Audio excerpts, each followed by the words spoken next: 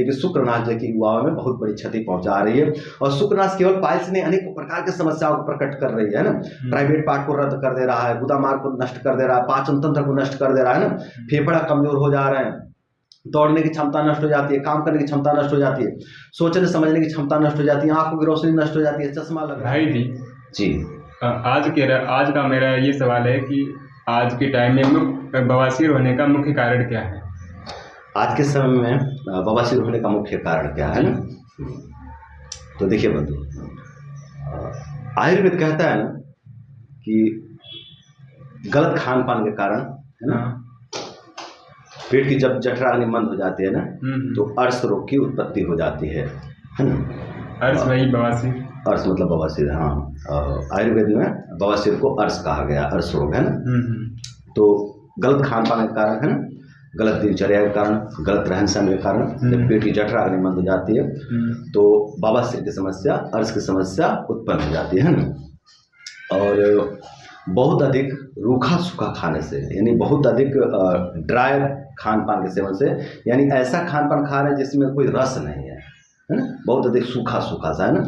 तो जैसे कि अपन देखें तो बहुत अधिक बाजरे की रोटी, बाजरे की रोटी। अब बाजरे की रोटी खाया जाता है, भरपूर खाया जाता था पहले अपने यहाँ, बट दही के साथ में, दूध के साथ में, घी के साथ में, समझ रहे, क्योंकि पूरा फाइबर है, पूरा जो है कि रुक्ष है, बहुत रुक्ष गुण का, शौच बहुत कठोर बनता है उससे, समझ रहे हो। तो जब भी बाजरे की रोटी खाई जाती थी तो वो दूध के साथ में या फिर घी के साथ में खाई जाती है, या दही के साथ में खाई जाती थी। डायरेक्ट बाजरा नहीं खाया जाता था, ठीक है। और डायरेक्ट बाजरा यदि खाते हैं, या फिर डायरेक्ट मड़ुआ होता है, मड़ुआ समझते हैं? नहीं समझते हैं। मड़ुआ का दूसरा नाम मुझे पता नहीं है ना। तो जो मड़ुआ होता है वो भी ड्राई नेचर का होता है, बहुत रुक्ष होता है, पूरा शौच को कठोर कर देता है ना। तो उसका यदि सेवन करते हो तो उससे भी जो है कि रुक्षता आती है। यदि बहुत ज़्यादा सेवन करते हो और साथ में दूध घी का सेवन नहीं करते तो रुक्षता आती है ना। और लंबे समय तक उसके सेवन करने से बवासीर की समस्या उत्पन्न हो जाएगी। या फिर रोटी खाते हो, केवल रोटी और ड्राई सब्जी है ना, दाल नहीं खाते हो है ना, लिक्विड खाना नहीं है आपको, कोई हरी सब्जी नहीं है, केवल आलू की सब्जी और रोटी चबाए जा रहे हो है ना, और सालों साल से यही गलती करते जा रहे हो, तो पाइल्स की समस्या उत्पन्न हो जाएगी है। तो ये होता है रुक्ष खान पान, समझ रहे हो। फिर आयुर्वेद कहता है कि आपको जो है कि कॉन्स्टिपेशन हो गया, मतलब कब्ज हो गया है, और आप जो है कि शौचालय में जा करके है ना, और जोर जोर से आप ताकत लगा के, मतलब प्रेशर लगाते हो ना, बहुत ज़्यादा आप ताकत लगाते हो, तो उस वजह से भी वहाँ के अपान विकृत हो जाता है ना, और फिर वहाँ पे अर्श की समस्या उत्पन्न हो जाती है, बवासीर की समस्या उत्पन्न हो जाती है। फिर आयुर्वेद कहता है कि घोड़ा की सवारी करने से और ऊँट की सवारी करने से भी जो है कि बवासीर की समस्या उत्पन्न हो जाती है।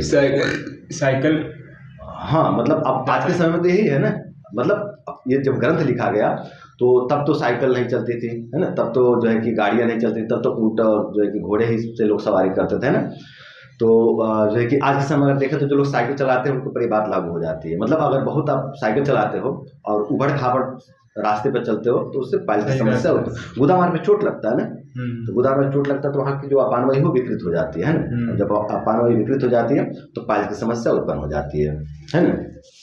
फिर जो लोग ट्रैक्टर की सवारी करते हैं है ना, जो ट्रैक्टर चलाते हैं या फिर ट्रैक्टर पे सफ़र करते हैं और ये प्रक्रिया लंबे समय तक चलती है, तो ट्रैक्टर पे चलने से, उबड़ खाबड़ पे चलने से क्या कि बार बार गुदामार पे चोट लगता है ना, उस चोट से जो है कि वहाँ की अपानवायु विकृत होती है और फिर जो है कि अर्श की समस्या उत्पन्न हो जाती है ना।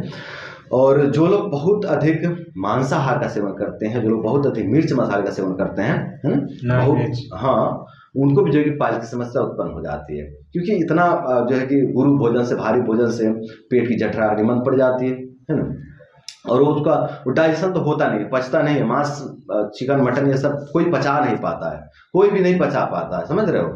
बट लोग खाते हैं तो रोग के रूप में वो प्रकट होता है ना।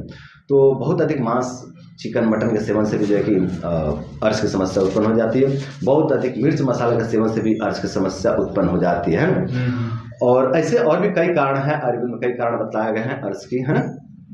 फिर कहा गया है आयुर्वेद में कि जो लोग अति शुक्रनाश करते हैं, आयुर्वेद में ऐसा वर्णन है कि मतलब अधिक स्त्री सहवास करने से, है ना, इसका मतलब ये है ना कि अधिक वीर्यनाश करना, चाहे किसी भी तरह से आप अधिक शुक्रनाश करते हो तो उससे आपको अर्श की समस्या उत्पन्न हो जाती है ना। अब अधिक शुक्रनाश से क्या होता है, यही होता है ना कि अपानवायु बिगड़ जाता है है ना, गुदा मार्ग का जो अपान वायु है विकृत हो जाता है, और जब विकृत हो जाता है वहाँ पे अर्शपुर जो है कि अर्शपुर उत्पन्न हो जाता है ना, यानी मस्सा उत्पन्न हो जाते हैं। और वही जो है कि पाइल्स है, किसी को खूनी होता है, किसी को जो है कि वादी होता है, किसी को मवाद वाला होता है ना। तो जो है कि अधिक शुक्रनाश करने से भी पाइल्स की समस्या उत्पन्न हो जाती है।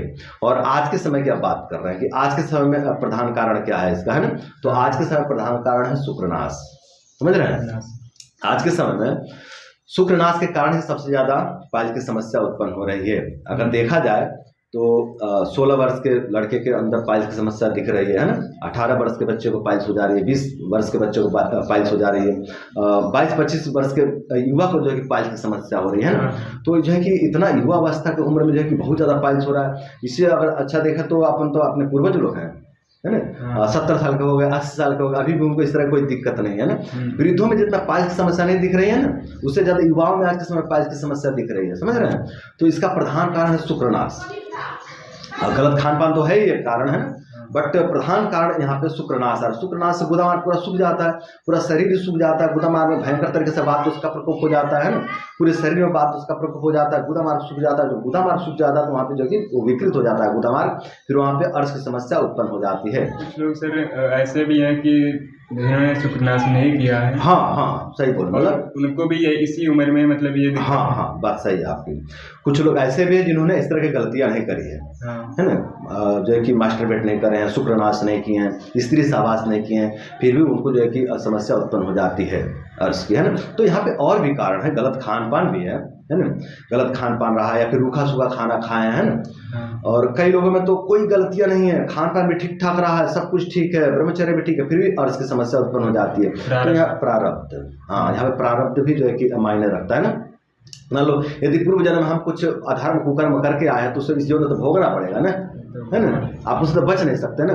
तो कहीं ना कहीं मतलब देखा जाए तो कष्ट मिलना है अपने को, है ना। अगर पाप कर्म हुए पूर्व जीवन में तो इस जीवन में अपने को कष्ट भोगना है ना, तो किसी ना किसी रूप में तो कष्ट भोगना पड़ेगा, है ना।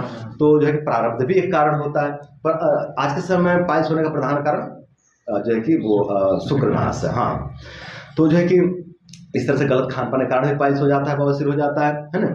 जो है कि अधिक शुक्रनाश के कारण भी पाइल्स हो जाता है। अच्छा, कई बार हमने देखा है ना कि बच्चों को भी पाइल्स हो जा रहा है, बच्चों को। तो बच्चों में देखा जाए तो कहा जा सकता है कि गलत खान पान के कारण, नहीं जो घर वाले हैं, जो माता पिता हैं, वो खान पान में देख रेख नहीं कर रहे हैं। रूखा किस उम्र के बच्चे जैसे कि? हाँ मैंने देखा है 5 साल के बच्चों को भी पाइल्स हो रही है। 5 साल? हाँ 5 साल के बच्चों को भी पाइल्स हो जा रही है, 8 साल 10 साल के बच्चों को भी पाइल्स हो जा रही है ना। तो वीर्यनाश कर नहीं रहा है बच्चा, है ना। बट एक गलती होती है कि वहाँ पे ड्राइनेस रहती है खाना में।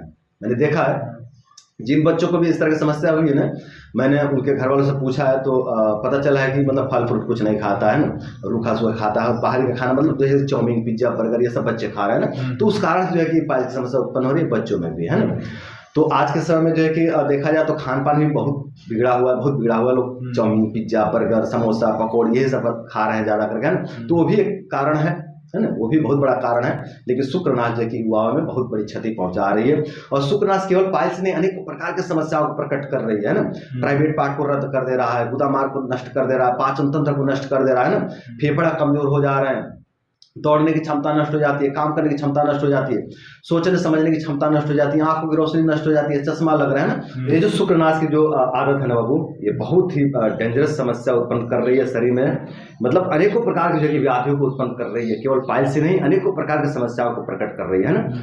जो लोग भी शुक्रनाश किए हैं ना, उनका जीवन नर्क बन गया है।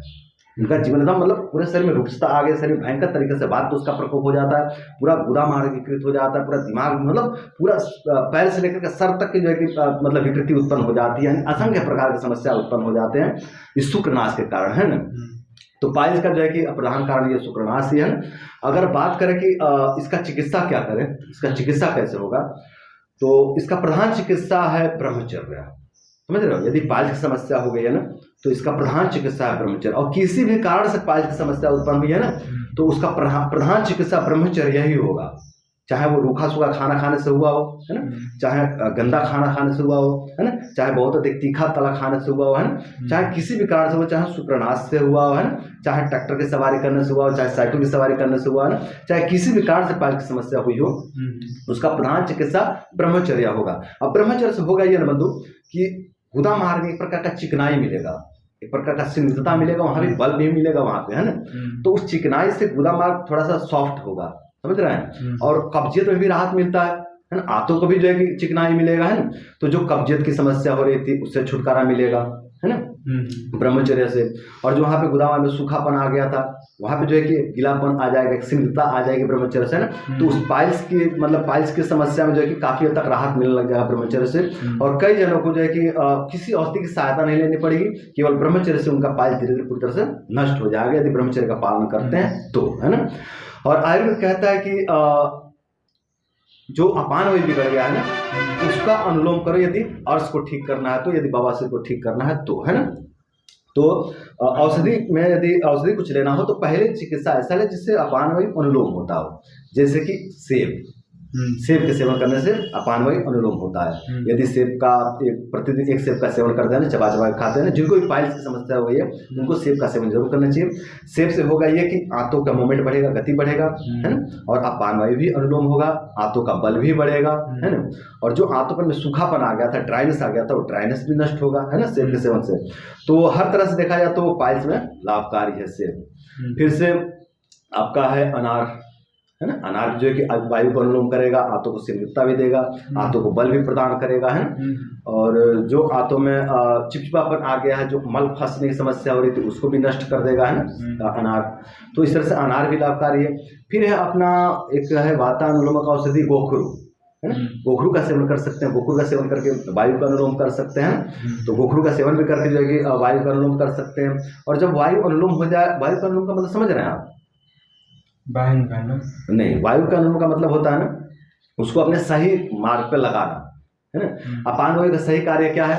अपान वायु का कार्य है मल मूत्र को सही समय से बाहर निकालना, है ना, सही ढंग से बाहर निकालना, वीर्य को सही समय में बाहर निकालना, है ना। यानी जब जो है कि जब संबंध बनाया जाता है तो उचित समय पे बाहर निकालना, है ना। ये नहीं कि तुरंत बाहर निकल जाए, है ना। इसके पतन जो कहा जाता है, ये अपान वायु की समस्या है, शीघ्र पतन, समझ रहे हो। और वीर्य को धारण करके रखना, है ना, ये भी अपान वायु का ही कार्य है ना।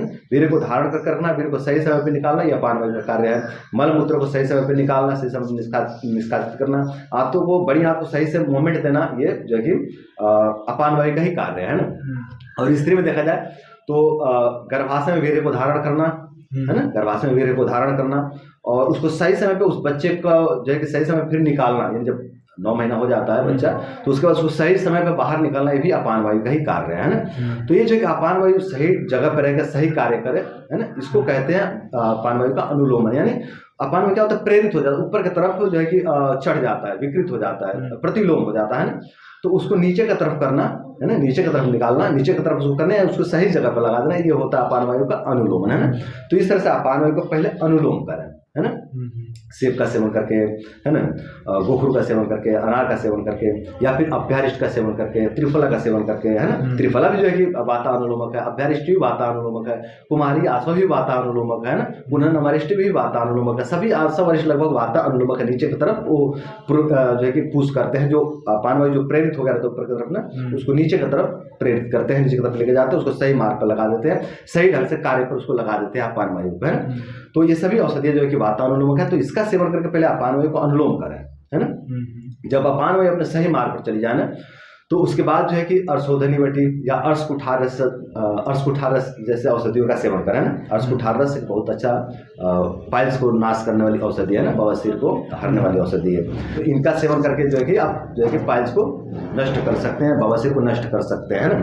तो इसका जो है चिकित्सा मैंने बताया, ब्रह्मचर्य, है ना, वातानुलोमक चिकित्सा और अर्शोधनी वटी, अर्शकुठारस, है ना। तो इस तरह की चिकित्साओं का जो है कि प्रयोग करके अर्श से बचा जा सकता है। ठीक है जी।